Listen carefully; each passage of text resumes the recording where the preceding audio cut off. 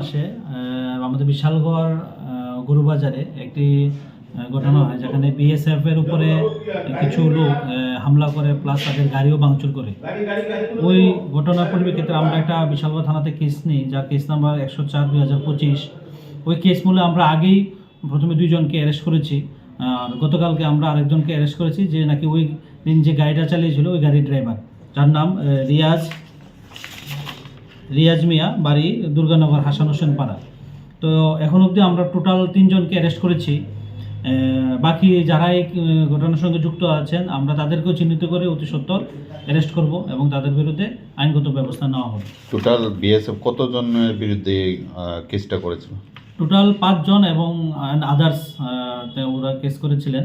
তো এখন অবধি আমরা 3 জনকে অ্যারেস্ট করেছি। বাকি আমরা যারা ইনভলভ আছেন তাদেরকে আমরা চিহ্নিত করে তাদেরকে আমরা অ্যারেস্ট করব। তাকে কি আজকে কোর্টে ফরওয়ার্ড করা হবে? হ্যাঁ, আমরা পুলিশ রিমান্ডে আমরা কোর্টে প্রেরণ করছি।